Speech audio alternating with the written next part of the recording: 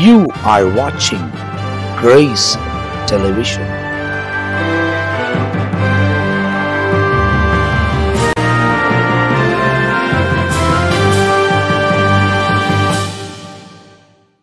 ஆண்டவரும் அருமை இரட்சகராக இயேசு கிறிஸ்துவின் நாமத்தினால் உங்கள் யாவருக்கும் எங்களுடைய அன்பின் வாழ்த்துக்களையும் ஸ்தோத்திரங்களையும் தெரிவித்துக் கொள்கிறோம். தேவனுடைய பெரிதான கிருபையால் மீண்டுமாய் சுவிசேஷம் என்ற இன்னொரு பகுதியில் உங்களை சந்திப்பதிலே நாங்கள் மிகுந்த மகிழ்ச்சி அடைகிறோம். வசனத்தை ஆராய்வதில், அதிலும் தேவனுடைய ஊழியக்காரங்களோடு கூட சேர்ந்து ஆராய்வதில் அநேக காரியங்களை ஆவியானவர் வெளியே கொண்டு வருகிறார். நிறைய காரியங்களை கேட்க முடிகிறது. இந்த நிகழ்ச்சியை பார்க்குற உங்களுக்கும் அவைகளை குறித்து தெரிந்திருக்கும் என்று நான் நினைக்கிறேன். இந்த நிகழ்ச்சியை பார்த்து கொண்டிருக்கிற நீங்கள் இந்த நிகழ்ச்சியை மற்றவங்களுக்கும் ஷேர் பண்ணுங்க. அவர்களும் வசனத்தை அறிந்து கொள்ளட்டும். வசனத்துக்கு ஏற்றவாறு தன் வாழ்க்கை அர்ப்பணித்துக் கொள்வதற்கு இந்த வசனங்கள் எல்லாம் உங்களை வழிநடத்தும் என்பதில் சந்தேகம் இல்லை. போன நிகழ்ச்சியில் மத்தேயு எழுதின சுவிசேஷம் 6ஆம் அதிகாரத்தில் 24ஆம் வசனத்திலிருந்து 34ஆம் வசனம் வரை அந்த காரியங்களை தியானித்துக் கொண்டே வந்தோம். அது கடைசி வசனம் வரை சில காரியங்கள் எல்லாம் சொல்லப்பட்டிருக்கிறது. ஆனால் நடுவில் நாங்கள் பேசிக்கொள்ளும் போது அதில் இன்னும் நிறைய காரியங்களை சொல்ல வேண்டும் என்று ஒருவருக்கு ஒருவர் ஆலோசித்தபடியால் மீண்டுமாய் அந்த பகுதிகளை உங்களுக்கு முன்பதாய் கொண்டு வர விரும்புகிறோம். அந்த பகுதியில் இன்னும் விடப்பட்ட காரியங்கள், ஏராளமான காரியங்கள் நாம் கற்றுக்கொள்ளப் போகிறோம். அதை இந்த பகுதியில் பார்க்க போகிறோம். இந்த நிகழ்ச்சியில் நம் மத்தியில் தேவனால் பயன்படுத்தப்படுகிற, தேவனுடைய திருசபையை நடத்துகிற தேவனுடைய ஊழியக்காரர்கள் நம் மத்தியில கர்த்தருடைய வசனங்களை பகிர்ந்து கொள்ள நம் நடுவில் இருக்கிறார்கள். எனவே இந்த நேரத்தில் நம் மத்தியில் ரெவரண்ட் மெல்கிசேதேக் ஐயா அவர்கள் முதலாவது நம் மத்தியில தொடர்ந்து இந்த நிகழ்ச்சியில் பகிர்ந்து கொள்ள போகிறார்கள். இந்த வசனங்களை குறித்து என்ன பேச போகிறார் என்பதை நாம் பார்க்க போகிறோம். பிரியமானவர்களே, தொடர்ச்சியாக நாம் 2 எஜமான்களுக்கு ஊழியம் செய்வதை குறித்தும் கவலை படாதிருங்கள் என்ற ஆண்டவர் எண்ணத்தை உண்போம், எண்ணத்தை உடுப்போம், எண்ணத்தை குடிப்போம் என்பதை குறித்து ஆண்டவர் சொல்லி, இவைகள் எல்லாம் பரமபிதா உங்களுக்கு போஷிக்க வல்லவராய் இருக்கிறார். ஆகையால் முதலாவது தேவ ராஜ்யத்தோடு நீதியையும் தேடுங்கள் என்று ஆண்டவர் சொன்னார். இப்ப பாருங்க, 2 எஜமான்கள் உலகமா அல்லது தேவனா என்று நாம் பார்க்கும் பொழுது யோசுவாவின் புஸ்தகம் 24ஆம் அதிகாரம் 15வது வசனத்துல யோசுவா இவ்விதமாய் சொல்லுகிறார். அதாவது தேவனா அல்லது உலகமா என்று சொன்னால் உலகத்தில் இருக்கிற விக்கிரகங்களை குறிக்கிறது, அந்நிய தெய்வர்களை குறித்து இங்கே சொல்லப்படுகிறது. யோசுவா 24:15. கர்த்தரை சேவிக்கிறது உங்கள் பார்வைக்கு ஆகாததாய் கண்டால் பின்ன யாரை சேவிப்பீர்கள் என்று இன்று தெரிந்து கொள்ளுங்கள். நதிக்கு அப்புறத்தில் உங்கள் பிதாக்கள் சேவித்த தேவர்களை சேவிப்பீர்களோ? நீங்கள் வாசம் பண்ணுகிற தேசத்து குடிகளாகிய எமோரியரின் தேவர்களை சேவிப்பீர்களோ? நானும் என் வீட்டாருமவென்றால் கர்த்தரையே சேவிப்போம் என்றார். ஆமென். இந்த பகுதியிலே நாம் பார்க்கும் பொழுது கர்த்தரை சேவிக்கிறது உங்கள் பார்வைக்கு ஆகாததாய் கண்டால் பின்ன யாரை நீங்கள் சேவிப்பீர்கள்? யாரை பிரியப்படுத்த போகிறீங்க? நதிக்கு அப்புறத்தில் இருக்கிற உங்கள் பிதாக்கள் சேவித்த விக்கிரகங்களை சேவிப்பீர்களோ? எமோரியன் தேவர்களை சேவிப்பீர்களோ? அப்போ யோசுவா சொல்றான், நானும் என் வீட்டாரும் என்றால் கர்த்தரையே சேவிப்போம் என்று சொல்லி. 1 சாமுவேலின் புஸ்தகம் 7ஆம் அதிகாரம் 13வது வசனத்துல இங்கே சாமுவேல் தீர்க்கதரிசி சொல்லுகிற ஒரு காரியம். 1 சாமுவேல் chapter 7 verse 3ல இவ்விதமாய் சொல்லுது பாருங்க. அப்பொழுது சாமுவேல் இஸ்ரவேல் குடும்பத்தார் யாவரையும் நோக்கி, நீங்கள் உங்கள் முழு இருதயத்தோடும் கர்த்தரிடத்தில் திரும்புவீர்களானால் அந்நிய தேவர்களையும் அஸ்தோரத்தையும் உங்கள் நடுவில் இருந்து விலக்கி உங்கள் இருதயத்தை கர்த்தருக்கு நேராக்கி அவர் ஒருவருக்கே ஆராதனை செய்யுங்கள். அப்பொழுது அவர் உங்களை பெலிஸ்தருடைய கைக்கு நீங்களாக்கி விடுவார். யாருக்கு ஆராதனை செய்யணும் அப்படின்னா கர்த்தர் ஒருவருக்கு தான் நாம் ஆராதனை செய்ய வேண்டும். அப்ப தேவனா உலகமா என்பது உலகத்தினுடைய விக்கிரகங்களை குறிக்கிற ஒரு காரியம். சாமுவேல் தெளிவாய் சொல்லுகிறான், கர்த்தருக்கே ஆராதனை செய்யுங்கள். 1 ராஜாக்களின் புஸ்தகத்துல 18ஆம் அதிகாரம் 21வது வசனத்துல எலியா பேசும்பொழுது சொல்லுகிறார். அப்பொழுது எலியா சகல ஜனத்தண்டைக்கும் வந்து, நீங்கள் எந்த மட்டும் 2 நினைவுகளால் குந்தி குந்தி நடப்பீர்கள்? கர்த்தர் தெய்வமானால் கர்த்தரை பின்பற்றுங்கள், பாகால் தெய்வமானால் பாகாரை பின்பற்றுங்கள். அதற்கு அவர்கள் ஒன்றுமே சொல்லலையாம். பாகால் வணங்குறவங்க ஒண்ணுமே சொல்லல. ஏன்னா சொல்றதுக்கு ஒண்ணுமே இல்லங்க. யார் அது சேவிப்பீர்கள்? 2 நினைவுகளால் டபுள் மைண்டடா நீங்க இருக்கிறீங்களே என்று சொல்லி பிற்பாடு எலியா பலிபீடத்தை செப்பனிட்டு அவன் ஒரு 30 செகண்ட் கூட அவன் ஜெபம் பண்ணல. வானத்திலிருந்து அக்கினி வந்து அக்கினினாலே தேவன் பதிலை கொடுத்தார். அங்க வைக்கப்பட்டிருந்த காளைகள், அங்க வைக்கப்பட்ட அந்த பலிகள் எல்லாவற்றையும் பட்சித்து நக்கி போட்டுட்டு என்று வசனம் சொல்லுகிறது. அப்ப பாருங்க, 2 டபுள் மைண்டடா இருக்கக்கூடாது, கர்த்தரையே நாம் பின்பற்ற வேண்டும் என்று இங்க வசனம் சொல்லுகிறது. ராஜாக்களின் புஸ்தகத்துல, அதாவது 2 ராஜாக்கள் 17ஆம் அதிகாரத்துல 33, 34 2 Kings chapter 17 verse 33 and 34ல அப்படியே கர்த்தருக்கு பயந்தும் தாங்கள் ஜாதிகளுடைய முறைமையின்படியே தங்கள் தேவர்களை சேவித்தும் வந்தார்கள். இந்நாள் வரைக்கும் அவர்கள் தங்கள் முந்தின முறைமைகளின்படியே செய்து வருகிறார்கள். அவர்கள் கர்த்தருக்கு பயந்து நடக்கிறதும் இல்லை. தங்கள் சுய திட்டங்கள் முறைமைகளின் படியாகிலும் கர்த்தர் இஸ்ரவேல் என்று பெயரிட்ட யாக்கோபின் புத்திரருக்கு கற்பித்த நியாய பிரமாணத்துக்கும் கற்பனைக்கும் ஒத்தபடியாயிலும் செய்கிறதும் இல்லை. இங்கே பார்க்கும் பொழுது விக்கிரகத்துக்கிட்ட இருந்து கர்த்தரிடத்துல திரும்பினவர்கள் தங்கள் பாரம்பரியமாய் செய்து வந்த சில காரியங்களை உலகத்துக்கு அறிய வழிபாடுகளிலே இன்னும் விட்டு ஒழியவில்லை என்று இங்க கர்த்தர் சொல்லுகிறார். அப்ப தேவனிடத்தில் வந்து நாம் முந்தின முறைமைகளை நாம் கைவிட வேண்டும். கர்த்தர் தெய்வமானால் கர்த்தரையே பின்பற்ற வேண்டும். அதுதான் யாக்கோபு, இஸ்ரவேல் என்று பெயர் எடுத்த யாக்கோபுடைய சந்ததிக்கு தேவன் கொடுத்த காரியம். அப்படின்னா யாக்கோபின் பெயரை கர்த்தர் இஸ்ரவேலா மாற்றினார். புதிய உடன்படிக்கை, புதிய காரியங்களை, நியமங்களை அவர்களுக்கு கொடுத்தார். அவர்கள் அதை கடைபிடித்து நடக்க வேண்டும் என்று நாம் பார்க்கிறோம். புதிய ஏற்பாட்டில் கலாத்தியர் 1ஆம் அதிகாரம் 10ஆம் வசனத்துல பார்க்கும் பொழுது பவுல் மிக தெளிவாக அழகாக இதை சொல்லுகிறார். கலாத்தியர் 1:10 வசனம், இப்பொழுது நான் மனுஷரையா தேவனையா யாரை நாடி போதிக்கிறேன்? மனுஷரையா பிரியப்படுத்த பார்க்கிறேன். நான் இன்னும் மனுஷரை பிரியப்படுத்துகிறவனாய் இருந்தால் நான் கிறிஸ்துவின் ஊழியக்காரன் அல்லவே. ஆமென். தெளிவா இங்க சொல்றார் பாரு, யார நான் பிரியப்படுத்துறேன், யாருக்கு நான் முதலிடம் கொடுக்கிறேன், மனுஷனையா அல்லது தேவனையா? நான் மனுஷனை பிரியப்படுத்துகிறேன்னா நான் இருந்தால் நான் கிறிஸ்துவனுடைய ஊழியக்காரன் அல்லவே. அப்போ தேவனுடைய பிள்ளைகளா இருக்கிற நாம் டபுள் மைண்டடா இருக்கக்கூடாது. தேவனாகிய கர்த்தர் தேவன் என்று சொன்னால் அவர் நம்மை நடத்துவதற்கு உண்மை உள்ளவராய் இருக்கிறார். என்னை போஷிப்பதற்கு, என்னை உடுத்து வைப்பதற்கு அவர் உண்மை உள்ளவராய் இருக்கிறார் என்று முற்றிலுமாக 100க்கு 100 நாம் ஆண்டவரை சார்ந்து ஜீவிக்கிறவர்களாக இருக்க வேண்டும்.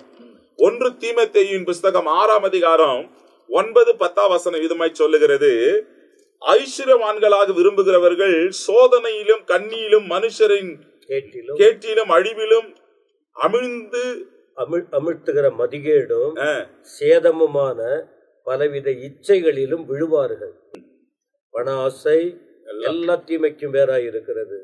சிலர் அதை இச்சித்து விசுவாசத்தை விட்டு வழுவி அநேக வேதனைகளாலே தங்களை உருவ குத்தி கொண்டிருக்கிறார்கள். அப்ப பாருங்க, ஐஸ்வர்யவான்களாக விரும்புகிறவர்கள் சோதனையிலும் கண்ணியிலும் பலவிதமான இச்சையிலும் அவர்கள் விழுந்து அவர்கள் உலக மயக்கத்தில சிக்கொண்டு போகிறார்கள். ஆண்டவருடைய பிள்ளைகளா இருப்போம் நாம் என்றா நம்மை போஷிப்பதற்கு, நம்மை நடத்துவதற்கு தேவன் உண்மை உள்ளவரா. அதனால்தான் இதே அதிகாரத்துல ஆண்டவர் சொல்லும்போது 3 காரியங்கள் கவலை மனுஷனை, எண்ணத்தை உண்போம், எண்ணத்தை உடுப்போம், எண்ணத்தை குடிப்போம் என்று சொல்லி மனுஷன் கவலைப்படுறதே இதுக்குதான். சில பேர் சொல்லுவாங்க, இந்த ஜான் வயிறு, இந்த ஜான் வயிற்றுக்காக தான் மனுஷனே கஷ்டப்படுறான். தேசம் விட்டு தேசம் போய் கஷ்டப்படுறான். காலையிலிருந்து இரவு வரைக்கும் கஷ்டப்படுறாங்க. எதுக்குன்னா இந்த ஜான் வயிற்றுக்காக தானே அப்படி சொல்லி. இன்னைக்கு பாருங்க, மனுஷனுக்கு காணப்படுகிற கவலைகள் இந்த 3 காரியங்கள், எண்ணத்தை உண்போம், எண்ணத்தை உடுப்போம், எண்ணத்தை குடிப்போம் என்று ஆண்டவர் அதுக்கு சொல்றார். அவைகளை பரமபிதா உங்களுக்கு போஷிப்பார். பரலோகத்தில் இருக்கிற பிதா, அதுக்கு தான் ஆண்டவர் சொல்றார். சுறுசுறுப்பை கற்றுக் கொடுத்துக்கு எறும்பு காட்டுறாரு.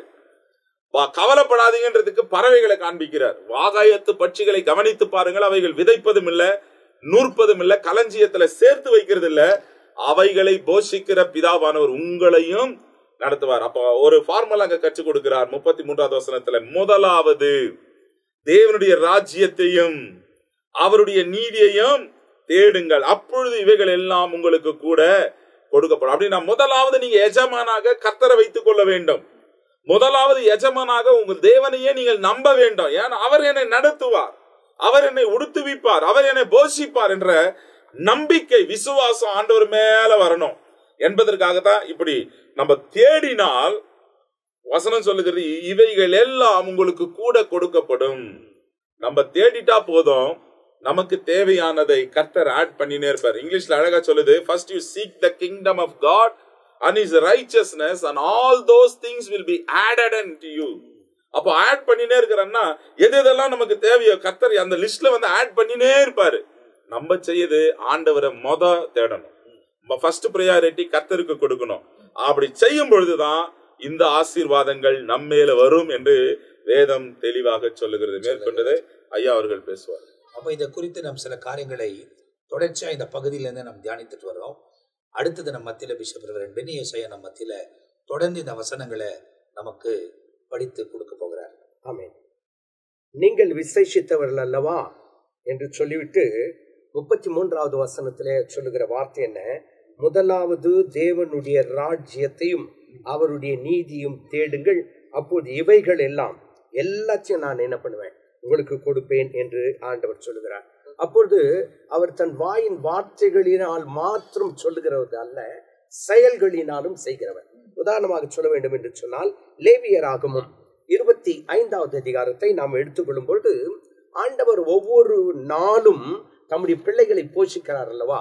ஆனால் வசனத்திலே வாசிக்கும் போது ஓய்வு நாள் என்று வரும்போது அதுல எந்த ஒரு வேலையும் செய்யக்கூடாது.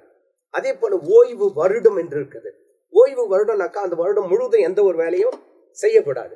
அப்போ ஓய்வு வருடத்திலே ஆண்டவர் என்ன செய்யறாருன்னு பார்த்தா, அந்த வசனத்தை சற்றே வாசித்து பார்க்கலாமா? லேவியராகும் 7ஆம் வருஷத்தில் எதை புசிப்போம் நாங்கள் விதைக்காமலும் விதைத்ததை சேர்க்காமலும் இருக்க வேண்டுமோ என்று சொல்வீர்களானால், நான் 6ஆம் வருஷத்தில் உங்களுக்கு ஆசீர்வாதத்தை அனுக்கிரகம் பண்ணுவேன். நல்லா கவனிங்க. 6வது வருஷம் என்று சொன்னா அந்த வருடத்தின் கடைசி, அடுத்து 7வது வருஷம் ஓய்வு வருடம். ஓய்வு வருடத்துல எந்த ஒரு வேலையும் செய்யக்கூடாது. ஆனா 6வது வருஷத்துல என்ன செய்வாரா? உங்களுக்கு ஆசீர்வாதத்தை அனுக்கிரகம் பண்ணுவேன், அது உங்களுக்கு 3 வருஷத்தின் பலனை தரும். அப்ப எவ்வளவு ஆசீர்வாதமா இருக்கு பாருங்க. அந்த 6வது வருடத்துல விதைக்கும் பொழுது 1 வருஷத்தின் பலன் அல்ல, முதல் வருடத்துல 1 வருஷத்தின் பலன், 2வது வருஷம் 1 வருஷத்தின் பலன் தான். ஆனா 6வது வருஷத்துல ஏன் 3 வருஷத்தின் பலன் கிடைக்கிறது என்று சொன்னால், அடுத்த வருஷம் ஓய்வு வருடத்துக்குரிய ஆகாரத்துக்கு தேவையானதும் வந்துருச்சு. அதற்கு அடுத்த வருஷம் என்ன செய்யணும்? விதைக்கணும். விதைக்கும் பொழுது அதற்கு தேவையான ஆகாரத்துக்குரிய 2வது வருஷத்துக்கு அடுத்த வருஷத்துக்கும் சேர்ந்து 3 ஆண்டுகளின் பலனை 6வது ஆண்டிலேயே கொடுக்கிறாங்க. அப்போ இயற்கை முழுவதையும், இந்த பூமியில் விளைகிற எல்லாவற்றையும் ஆண்டவர் என்ன பண்றாருங்க? மாற்றி அமைக்கிறார். யாருக்காக? தம்மை தேடுகிறவர்களுக்காக. அதனாலதான் சொல்லப்பட்டிருக்குது, முதலாவது தேவனுடைய ராஜ்யத்தையும் அவருடைய நீதியும் தேடுங்கள். அப்போ எல்லாவற்றையும் தேவன் நமக்கு கொடுக்க அவர் உண்மையுள்ளவராய் இருக்கிறார் என்று வசனத்தில் வாசிக்கிறோம். அடுத்தபடியாக 1 ராஜாக்கள் 3வது அதிகாரம் 11வது வசனத்திலிருந்து, 1 ராஜாக்கள் 3வது அதிகாரம் 11வது வசனத்திலிருந்து வாசிக்கும் போது, ஆகையினால் தேவன் அவனை நோக்கி, நீ உனக்கு நீடித்த நாட்களையும் கேளாமலும் ஐஸ்வர்யத்தை கேளாமலும் உன் சத்துருக்களின் பிராணனை கேளாமலும் நீ இந்த காரியத்தையே கேட்டு நியாயம் விசாரிக்கிறதற்கு ஏற்ற ஞானத்தை உனக்கு வேண்டிக் கொண்டபடியினால். அந்த வசனம் பாருங்க, நியாயம் விசாரிக்கத்தக்கதாக ஏற்ற ஞானத்தை உனக்கு வேண்டிக் கொண்டபடியினால் உன் வார்த்தைகளின் படியே செய்தேன். பார்த்தீங்களா? அப்போ தேடினா போதும். அவர் என்ன சொல்றாரு? உன் வார்த்தையின் படியே செய்தேன், ஞானமும் உணர்வும் உள்ள இருதயத்தை உனக்கு தந்தேன். ஞானமும் உணர்வுள்ள இருதயத்தை உனக்கு தந்தேன். இதிலே உனக்கு சரியானவன் உனக்கு முன் இருந்ததும் இல்லை, உனக்கு சரியானவன் உனக்கு பின் எழும்புவதும் இல்லை. இதுவும் இன்றி நீ கேளாத ஐஸ்வர்யத்தையும் மகிமையும் தந்தேன். உன் நாட்களில் இருக்கிற ராஜாக்களில் ஒருவனும் உனக்கு சரியானவன் இருப்பதில்லை. ஆமென். பாத்தீங்களா? ஏன் அப்படின்னு சொன்னா, இந்த சாலமோன் தேவனை தேட ஆரம்பித்தான். தேவனிடத்துல போய் தேவனிடத்துல கேட்டான். அப்படி கேட்கும்போது அங்கே சொல்லப்பட்டிருக்க காரியம் என்ன? நீ ஞானத்தை கேட்டப்பா, அதனால நான் என்ன செய்வேன்? ஞானம், உணர்வுள்ள இருதயத்தை உனக்கு தந்தேன், அது மட்டுமல்ல படிக்கு உனக்கு சரியானவன் யாரும் இல்லை, இதுவுமன்றி நீ கேளாத ஐஸ்வர்யத்தையும் மகிமையும். மொத்தம் எவ்வளவுங்க? 4. கேட்டது 1. என் கேட்டான் நாலத்தனையாய் கொடுக்கிற தேவன். அவன் ஞானத்தை மட்டும் தான் கேட்டார். ஆனா ஞானத்தை கேட்கும்போது அதை மட்டும் ஆண்டவர் தராதபடிக்கு கேளாத ஐஸ்வர்யத்தையும் கொடுத்து உணர்வையும், அதே நேரத்துல உன் வார்த்தையின்படி ஞானமுள்ள இருதயத்தையும் உனக்கு தந்தேன். அதாவது இப்ப சாலமோன் கேட்கும் போது ஜனங்களை கர்த்தருக்கு நேராய் நடத்துவதற்கான ஞானத்தை கேட்டார். அதுதான் முக்கியமானது. அந்த ஜனத்தை கர்த்தருக்கு நேராய் நடத்துவதற்கான ஞானத்தை கேட்டதுனால ஆமா, ஆண்டவர் அதோடு கூட சேர்த்து அவனுக்கு மற்றதெல்லாம் தேவையோ எல்லாத்தையும். அதனால்தான் வசனம் சொல்லுது, முதலாவது தேவனுடைய ராஜ்யத்தையும் அவருடைய நீதியும் தேடுங்கள், அப்பொழுது இவைகள் எல்லாம் உங்களுக்கு. அப்போ தேட வேண்டியது ஒண்ணுதான், ஆண்டவரை தேடணும். அப்படி தேடும்போது எல்லாவற்றையும் ஆண்டவர் நமக்கு கொடுக்க உண்மையுள்ளவராய் இருக்கிறார். அது மட்டுமல்லாமல் 1 ராஜாக்களின் புத்தகம் 1 ராஜாக்கள் 17வது அதிகாரம் 13வது வசனத்துல பாருங்க. அப்போது எலியா அவளை பார்த்து, பயப்படாதே, நீ போய் உன் வார்த்தையின்படி ஆயத்தப்படுத்து, ஆனாலும் முதல் அதில் எனக்கு ஒரு சிறிய அடை பண்ணி எனக்கு கொண்டு வந்து கொடுன்றார். அந்த சாரி பார்த்து ஒரு விதவ இடத்துல போய் பாருங்க. அவர் சொல்றது என்ன, என்கிட்ட ஒரு பிடி மாவு தான் இருக்கு, நானும் என் பிள்ளையும் சாப்பிட்டு செத்து போறோம், கடைசியா இருக்கிறது இவ்வளவுதான் ஐயா. ஆனா அங்க அந்த தீர்க்கதரிசி சொல்றாரு, இருந்தாலும் போய் முதலாவது கொண்டு வந்து என்கிட்ட கொடு. நீ முதலாவது எனக்கு ஊழியக்காரராகிய என்னை நீ போஷி, அல்லது தேவ மனிதனாகிய இந்த தீர்க்கதரிசி போஷிக்கும் பொழுது பஞ்சம் தீரும் வரையிலும் மாவு என்ன செய்ய குறையவில்லை. அப்போ குறையாத ஆசீர்வாதத்தை தேவன் எப்போது கொடுக்கிறார் என்று சொன்னால், அவரை தேடும் பொழுது, முதலாவது அவரை தேடும் பொழுது குறைவில்லாதபடிக்கு ஒரு நிறைவான ஆசீர்வாதத்தை கொடுக்க அவர் உண்மையுள்ளவராய் இருக்கிறார் என்பதற்கு இந்த வசனம் ஒரு ஆதாரமாய் காணப்படுகிறது.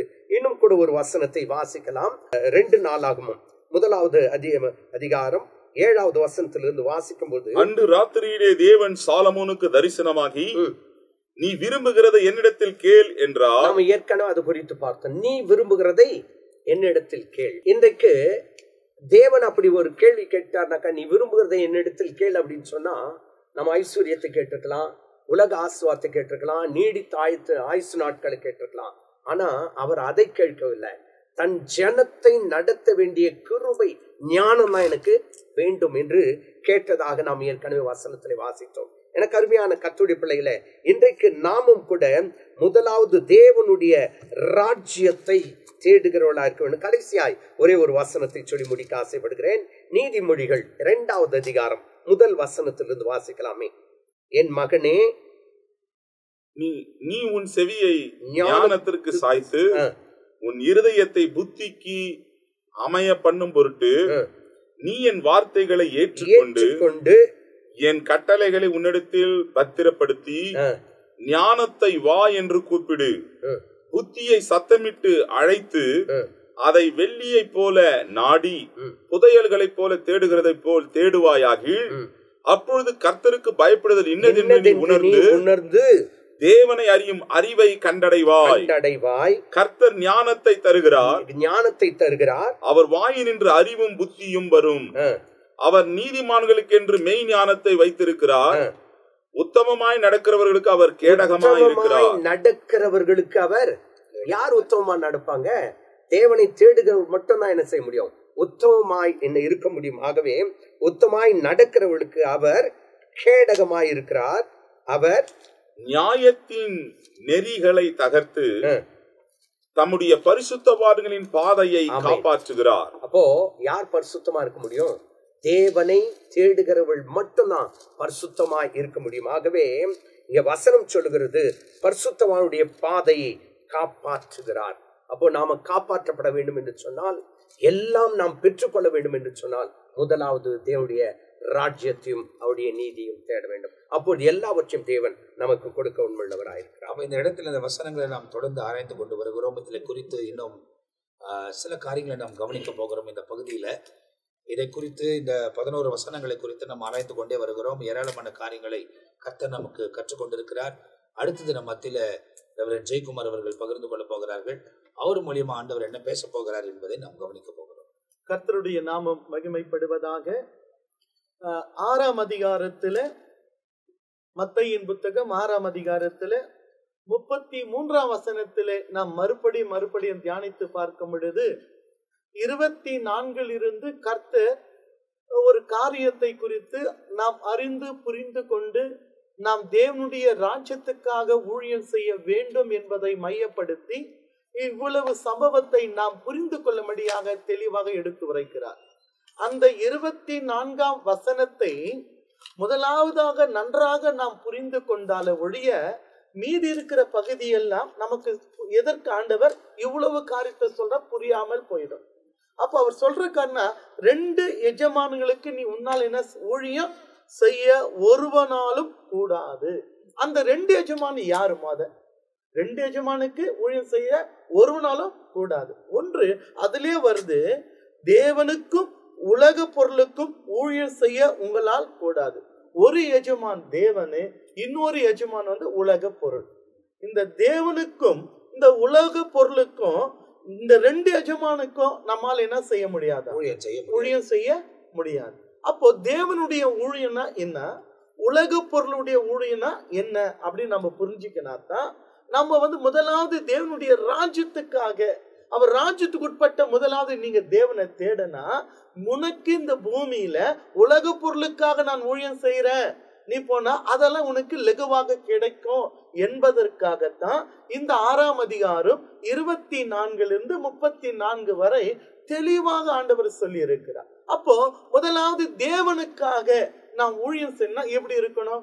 நம்முடைய வாழ்க்கையில அழைக்கப்பட்ட அழைப்பு, அபிஷேகம், ஆவியின் வல்லமைகள், ஆவியின் வரங்கள், ஆவியின் கனிகள், இவையெல்லாம் இருக்கணும். உண்மை இருக்கணும், நீதி, ஆவியின் கனிகள் உண்மை, நீதி, நேர்மை, பரிசுத்தம், இச்சடுக்க, சாந்த குணம், அன்பு, இரக்கம், இவையெல்லாம் தேவனுடைய ஊழியத்துல ஒவ்வொரு தேவ பிள்ளைகளுக்கு தேவை.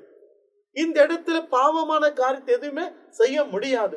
சுயமாக எதையுமே நாம் செய்துவிட முடியாது. எல்லாமே தேவன் நமக்கு கொடுத்த விலையேறப்பட்ட சத்தியத்தின் அடிப்படையில் தான் தேவனுக்காக என்ன செய்ய முடியும்? ஊழியத்தை செய்யணும். இந்த ஊழியத்துல பரிசுத்தத்தான் பார்க்க முடியும், இந்த ஊழியத்துல உண்மைதான் பார்க்க முடியும், இந்த ஊழியத்துல நம் உழைப்பு தான் பார்க்க முடியும், இந்த ஊழியத்துல நம்முடைய தியாகத்தை தான் நாம் செலுத்த முடியும். அப்போ தேவனுக்காக செய்கிற ஊழியம் என்பது அது கனத்துக்குரியது, பரலோக ராஜ்யத்துக்குரியது. நாம் அழைத்த தேவனுக்காக, ரட்சித்த தேவனுக்காக செய்கிற ஒரு எஜமானுக்காக செய்கிறோம். உலக பொருள் யாருக்கு? அது உலக பொருள் ஊழியம் செய்யனால அதுக்கு அந்த உலக பொருள் எஜமான பிசாசு தான். உலக பொருள் எஜமான் யாரு? பிசாசு. ஏன்னா உலகத்துக்கு ராஜ்யத்தை எல்லாம் காட்டி இவையெல்லாம் எனக்கு கொடுக்கப்பட்டு இருக்கிறது, நீ என்னை சாஸ்தாம் வீண்டு பணிந்து கொண்டால். அந்த இடத்துல ஒரு தெளிவு என்ன அப்படின்னா, தேவன் உலகத்தை படித்திருந்தார், மனுஷங்கிட்ட கொடுத்தார், மனுஷங்கிட்ட இருந்து அவன் வஞ்சித்து இப்போது எடுத்து வச்சிட்டு இருக்கிறான். மனுஷன் வஞ்சிக்கப்பட்டு தன் அவன் பிடிக்கணும். அவங்ககிட்ட சொல்றான், இந்த ராஜான எனக்கு கொடுக்கப்பட்டு இருக்கிறது, நீ என்னை பணிந்து. இயேசு இப்ப வரும்போது, இயேசு உலகத்துக்கு வரும்போது இந்த உலகம் பிசாசின் கையில தான் இருக்கு. அப்போ உலக பொருள்னா அங்க ஏமாத்தணும், பொய் சொன்னோம், வஞ்சிக்கணும், ஏதோ சில காரியத்தை சொல்லிதான் உலக பொருளுக்கு என்ன செய்ய முடியும்? ஊழியம் செய்ய. அப்போ ரெண்டுமே ஒரே ஒரு மனுஷன் கிட்ட இருந்து செயல்படுத்த முடியாது. ஒரே நாவல ரெண்டுமே செய்ய முடியாது. ஒரே மரம் 2 கனியை கொடுக்க முடியாது. அது போல ஒரு மனுஷன் தேவனுக்கும் உலக பொருளுக்கு என்ன செய்ய முடியாது. ஆண்டவர் தெளிவா சொல்ல, ஒரு மரத்துல 2 கனி வராது, கசப்பும் வராது, தித்திப்பும் வராது. புரியுதுங்களா?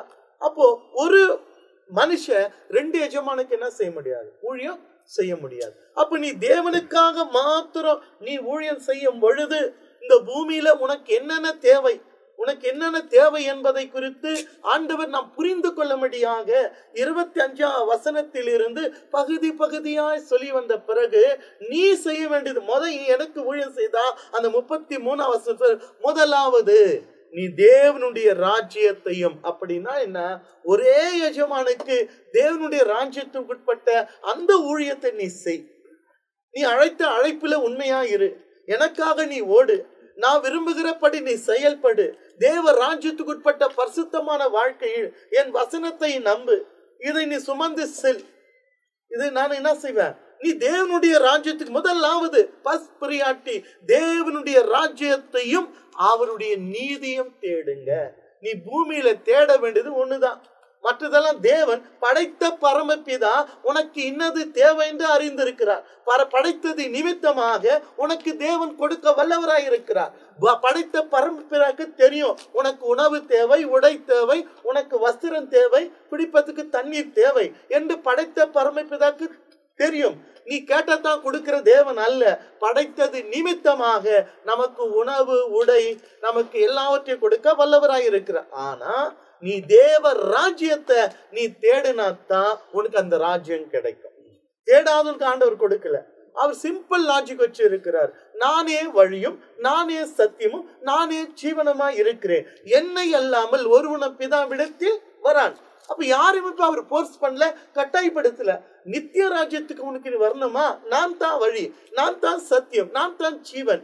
என்னை அல்லாமல் என்னை அல்லாமல் ஒருவன பிதாவிடத்தில் வரான். அப்படின்னா அந்த ராஜ்யத்துக்கு உட்பட்ட காரியத்தை, தேவனுடைய ராஜ்யத்துக்கு உட்பட்ட காரியத்தை நீ ஊழியம் செய்த. அதான் முதலாவது தேவனுடைய ராஜ்யத்துக்கு ஊழியம் செய். அப்போ முக்கியமா தேவ பிள்ளைகள், அழைக்கப்பட்ட ஊழியர்கள், நம்முடைய வாழ்க்கை முதலாவதாக எல்லாத்திலும் அவர் ஃபர்ஸ்ட் பிரியாரிட்டி. தேவ வார்த்தை தேவன் என்ன சொல்லுகிறார்? அவருடைய ராஜ்யத்துக்கு ஏற்றபடி நம்முடைய நடை, உடை, பாவனை, சிந்தனை, பேச்சு எல்லாமே அதில் அடங்கும். ராஜ்யத்துக்கு உட்பட்டு நீ செஞ்சா, அவருடைய நீதியை நீ தேடினா, அப்பொழுது இவையெல்லாம் உங்களுக்கு கூட கொடுக்கப்படும். அப்ப நீ அவருக்கு செய்ய வேண்டியதை, ராஜ்யத்துக்கு உட்பட்ட காரியத்தை ஒரே எஜமானுக்கு நீ செய்து பாரு. அதற்கு உன் தேவைக்காக இன்னொரு எஜமானுக்கு நீ செய்ய வேண்டியது இல்ல. உனக்கு ஒரே எஜமானுக்கு தேவனுக்கு நீ செஞ்சு பாரு. அப்போது இவையெல்லாம் உனக்கு கூட கொடுக்கப்படும். அப்ப இந்த வசனத்துக்கான விளக்கங்களை நாம் பார்த்துக்கிட்டு வரோம். தொடர்ச்சி ஆண்டவன் இந்த வசனங்கள் மூலியமா நம்மோடு கூட பேசிட்டு வர திரும்ப இந்த பகுதியிலே நம்மத்தில இதை ஃபுல்லா கன்க்ளூட் பண்றதுக்கு நம்மத்தில ரெவரண்ட் ஜான் பீட்டர் ஐயா இருக்கிறாங்க. அவங்க நம்மத்தில கன்க்ளூட் பண்ண போறாங்க. அவங்க எப்படி கன்க்ளூட் பண்ண போறாங்கன்னு நம்ம பார்க்க போறோம். இப்போது அன்பு போதுகிறவர்கள் 11 வசனங்கள் படித்து கொண்டிருக்கிறோம். 11 வசனம். இந்த 24ஆம் வசனம் தொடங்கி முடிகிற வரைக்கும் 2 இருக்கும். எல்லாமே 2. தலை மட்டும் 1. ஆனா மற்றது தலைக்கு கீழே பாருங்க 2 காது, மூக்கில் 2 துவாரம், அப்படி கை கால் அப்படி. அப்போ இதுல நீங்க இந்த கூர்ந்து படித்தால் 2 காரியம் இருக்கும். சரி, என்ன முதல்ல 2 காரியம் என்ன? ஆண்டவர் சொல்றாரு, அந்த முதல் காரியத்துல எஜமான், 2 எஜமான், 2 பொருள். 2 பேருக்கு நீ வேலை செய்ய முடியாது. இதை குறித்த விளக்கம் பார்த்தாச்சு. 2 எஜமான். 2வது ஒரு 2 காரியம் நீங்க பார்க்க முடியும். நீங்கள் விசேஷமானவர்கள். உலகத்துல எவ்வளவு பேர் இருக்காங்க. இப்ப யாருக்கு சொல்லிக்கிட்டு இருக்காரு விசேஷமானவங்கன்னு? அவரை பின்பற்றினவர்கள், உலகத்தை விட்டுட்டு அவரை பின்பற்றி வந்தவங்க. அதனால விசேஷமானவங்கன்றாங்க. உலகத்தை பிடித்து கொண்டு இயேசுவை பின்பற்றாமல் இருந்தால் இந்த வார்த்தையை உபயோகிக்க மாட்டார். அது ஆண்டவரை தேடுவது அவ்வளவு பாக்கியம். அப்ப நீங்கள் விசேஷமானவர்கள். எங்க 25ஆம் வசனத்துல, 26ஆம் வசனத்துல, 25ல சொல்றார் நீங்கள் விசேஷமானவர்கள். ஏன் விசேஷம் தெரியுமா? ஆண்டவரின் ஜீவன் அவர்களுக்குள்ள இருக்கு. மனிதனை படைத்தார், வரிசையா படைத்து வந்தார். 6வது நாள் மனுஷனை உண்டாக்கும் போது மற்ற படைப்புக்கும் மனித படைப்புக்கும் வித்தியாசம். அது ரொம்ப விசேஷமானது. ஏன்? ஆண்டவரின் ஜீவனே அவங்களுக்குள்ள இருக்கு. ஆமா, அதனால நீ மற்றதுக்கெல்லாம் கவலைப்படாத. ஏன்னா அந்த ஜீவன் உனக்குள்ள இருக்கு. அதுக்கு ஒரு சாயலை கொடுத்தாலும் மனுஷனுக்கு அவர் சாயலை கொடுத்தாலும் அவர் சாயல், அவருடைய ஜீவன் தான் அவனுக்குள்ள இருக்கு. அதனால அந்த வசனத்துல பாருங்க 25ல ஆகாரத்தை பார்க்கிலும் ஜீவனும் அப்படின்னு சொல்லப்பட்டிருக்கும். இப்ப இந்த 2 காரியம் ஜீவன். முதல்ல விசேஷமானவர்கள், 2 எஜமான், 2 பொருள் பார்த்தோம். 2வது நீங்கள் விசேஷமானவர்கள்னு 2 காரியம். 1 26ஆம் வசனத்துல அந்த ஜீவனை குறித்து சொல்றாரு. அடுத்து தேவன் இந்த ஜீவனை காக்க வல்லவர். அப்ப அதுல வரும்போது தேவனை குறித்துன்னு 2 காரியம் இருக்கு. என்ன தெரியுமா? அவர் பிழைப்பூட்டுகிறார், அவர் அறிந்திருக்கிறார். என்னத்தை பிழைப்பூட்டுகிறார்? 26ல அவைகளையும் உங்கள் பரமபிதா பிழைப்பூட்டுகிறார். அதான் கவலைப்படாதன்னு சொல்றதுக்கு காரணமே எல்லாம் அவர்கிட்ட தான் இருக்கு. அதனால அவர் பிழைப்பூட்டுகிற தேவன். நீங்க ஒன்னு பரமபிதா பிழைப்பூட்டுகிறார். ரெண்டாவது பரமபிதா என்ன செஞ்சிருக்காருன்னா எல்லாவற்றையும் அறிந்திருக்கிறார். நான் இப்ப இதுல கொடுத்தது ரெண்டு காரியம். அது அவர் எல்லாத்தையும் அறிந்திருக்கிறார். அவருக்கு அறியாதது ஒன்றுமே இல்லை. அவருடைய எல்லைக்குள்ளதான் சகலமும் இருக்கிறது. இது ஒரு காரியம். மூன்றாவது என்னன்னு சொன்னா, இத நீ கவனித்து பார். இத கவனி. வரிசையா ரெண்டு சொல்றோம். ரெண்டு இடத்துல கவனித்து பாருன்னு சொல்றாரு. ஒன்னு 26ஆம் வசனத்துல, ரெண்டாவது 28ஆம் வசனத்துல. அப்போ கவனித்து பார். எதை? 26ல பட்சிகளை கவனித்து பார். பட்சிகள் அவரால் உருவாக்கப்பட்டது. அவர் சித்தம் இல்லாம ஒண்ணு கீழே விடுறதில்ல. அதனால அதை பார்த்துக்க, உனக்கு முன்னால இருக்கு, கவனித்து பார். இன்னொன்னு 28ல ஒன்னு சொல்றாரு. 28ஆம் வசனத்துல உடைக்காகவும் அது சொல்லும் போது அதான் ரெண்டு காரியம். ஒன்னு பறவை, இன்னொன்னு காட்டு புஷ்பம். பறவை, காட்டு புஷ்பம். ஆண்டவர் உனக்கு கண்ணு முன்னால் ஒரு முறை சொன்னாரு, லோத்தின் மனைவியை நினைச்சுக்கன்னு சொன்னாரு. ஏன்? அங்க ஒரு குளறுபடி வந்ததுனால. நீ சிலதை பார்த்துட்டு உன் வழிய சரியா போங்கிறதுக்கு அர்த்தம். சில முன் உதாரணங்கள் வைக்கப்படுகிறதின் நோக்கம் வழி தவறி போகாம சரியா போகணும் என்பதற்காக. அப்போ அந்த இடத்துல ரெண்டு கவனித்து பார் அப்படின்னு சொல்லுது. மூன்றாவது இன்னொன்னு என்னன்னு சொன்னா, ரெண்டு காரியத்தை நீ செய்யணும். தேடுங்கிற விஷயத்துல ரெண்டு காரியத்தை தேடணும். எதை? ஒன்று தேவனுடைய ராஜ்யம், இரண்டாவது அவருடைய நீதி. ஏன் தேவ ராஜ்யத்தை தேடணும், அவருடைய நீதியை தேடணும்னா, இந்த உலகம் எல்லாத்தையும் விட்டுட்டு தான் என்ன பின்பற்றி வந்தீங்க. இது அநீதி நிறைந்த உலகம். இது உங்களுக்கு சாதகமா இருக்காது. அதனால தேவனுடைய ராஜ்யம், அவருடைய நீதியை தேடுனா இம்மைக்குரிய மறுமைக்குரிய சகலமும் உனக்கு கிடைக்கும். சரி, ஏன் தேவனை தேடணும்? இப்ப இங்க அந்த சாப்பாட்டு விஷயம் சொல்லிட்டு வராரு. ஏன் தேவனை தேடணும்னா ஒரு வார்த்தை. ரோமர் 14ஆம் அதிகாரம், ரோமர் 14:17 பவுலடிகளார் குறிப்பிடுகிறார் பாருங்கள். தேவனுடைய ராஜ்யம் புசிப்போம் குடிப்போம் இல்ல. மத்தியால படிக்கிறோமா? ஏண்டா இந்த சாப்பாட்டுக்கும் இந்த குடிக்கிறதுக்கும் இந்த உடுத்துறதுக்கும் இப்படி கஷ்டப்பட்டுக்கிட்டு இருக்கிறிய, இதெல்லாம் உனக்கு கிடைக்கும். இத கிடைக்கும். ஆனா முதல்ல யாரை தேடணும்? அவரை தேடு. ஏன்? அந்த அவருடைய ராஜ்யம், அவருடைய நீதி. ஏன்னு சொன்னா இந்த வசனம் பதில் சொல்லுகிறது, தேவனுடைய ராஜ்யம் புசிப்பும் குடிப்பும் அல்ல. அப்ப அதுல என்ன இருக்குது?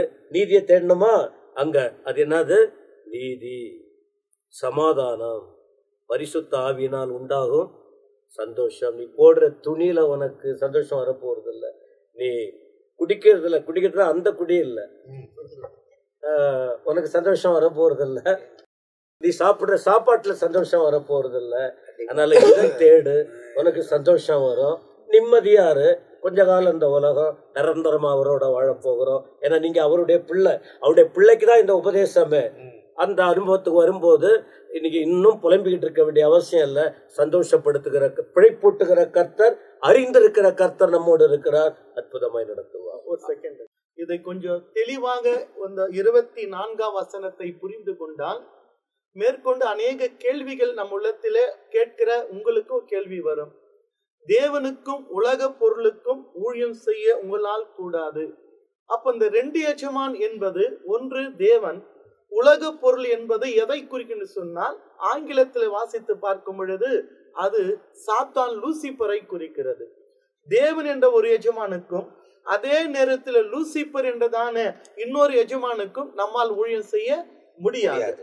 அது ஏன் சொல்லுன்னா, பவுல் தான் ஊழியம் செய்திருக்கிற நாட்களிலே கூடார தொழில் செய்திருக்கிறார்.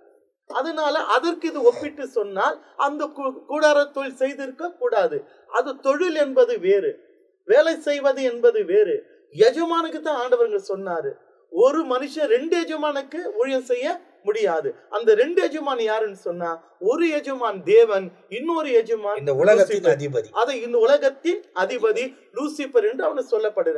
2 பேருக்குமே ஒரு மனுஷனா செய்ய முடியாது, ஊழியம் செய்யும். அப்புறம் உலக பொருள் என்றதுனால மற்ற எந்த வேலையும் செய்யக்கூடாதுன்னா, ஏன்னு சொன்னாக்கா பவுல் கூடார தொழில் செய்திருக்கிறார். தான் ஊழியம் செய்த நாட்களிலே கூடார தொழில் செய்திருக்கிறார். அதனால் அதுக்கு இது ஒப்பிட்டு சொல்ல முடியாது. 2 எஜமான் என்பது ஒன்று தேவன், இன்னொன்று லூசிபர். அப்போ நம்ம செய்யற வேலையை பொறுத்தது இல்ல, உலகத்துல ஒன்று தேவனை தேட வேண்டும். தேவனை தேட வேண்டும் என்றால் நம்ம தேடிக்கிட்டு எங்கேயும் போறதை குறிக்கல, அவர் நமக்கு போதித்திருக்கிற காரியங்களை கை கொண்டு நடக்க வேண்டும். அப்படி இல்லைன்னா சாத்தான் சொல்ற மாதிரி போயிருங்க. உங்க வாழ்க்கையே இந்த உலகத்துல சஞ்சலத்துல நிரம்பிடும்.